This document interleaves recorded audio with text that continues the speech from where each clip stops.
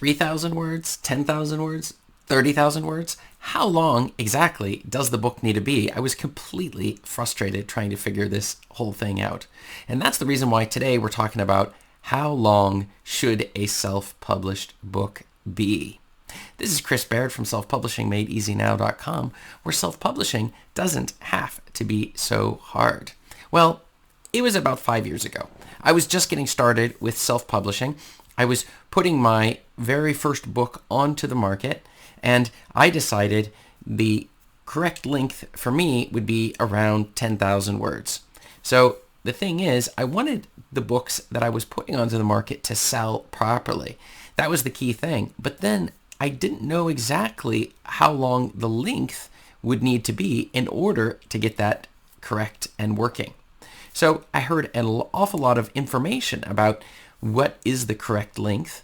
And so I jumped into the thing and said, okay, we're going to go for about a 10,000 word book. But it was extremely confusing because of all of the information that people had been saying.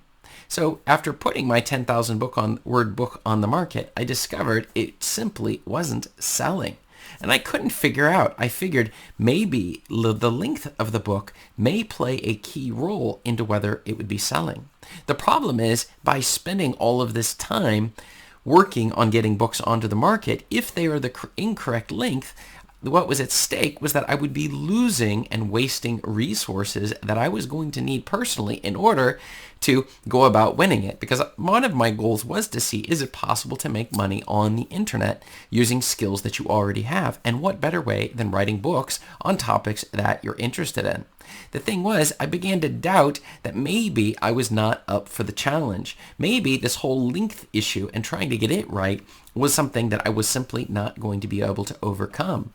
The problem is, after trying an even longer book, which was 20 to 30,000 words, I noticed that it did do a little bit better, but really not that great. I also tried a shorter book to see if maybe that would make a difference with regards to getting things to sell. And so I was already 3 books into it and just not seeing the results I wanted to see. That was when came along Steve Scott. And he's played a very big role with regards to my very early years on self-publishing.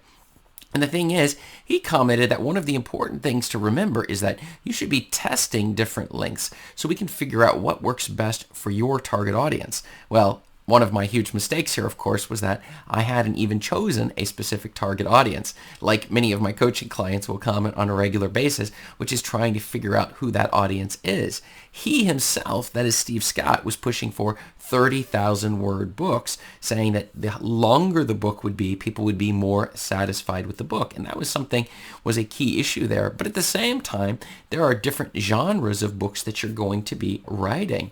And that short is not necessarily going to be a problem for you if you decide to write short books. And the reason being is, especially in the area of nonfiction, it's that a shorter book can, in fact, provide just as much value because it will solve a person's problem. It will give them a result.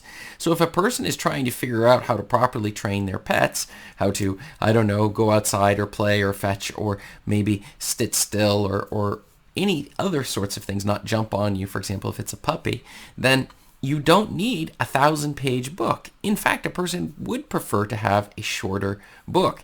And that was another key issue here, which was in the early days of Amazon, Steve Scott pointed out that you would be rewarded by every download of your book. So by having lots of short books, you could increase your profit. Later, they changed it to pages read, and that completely killed a lot of these shorter books. And so the thing is then people said, okay, fine, maybe the value is in longer books, but that isn't necessarily the case either. And so it was trying to figure out where that balance was, but getting Steve Scott's help and his advice was incredibly helpful. So I was considering at this point, maybe I should give up, but it was still a little bit of a challenge. And so I decided one last time, I'm going to give these 3,000 word books a try. And the reason for 3,000 is it also puts us at what can be a paperback version on Amazon at 24 to 28 pages, which is what you get based upon Georgia's font size 12 or 13.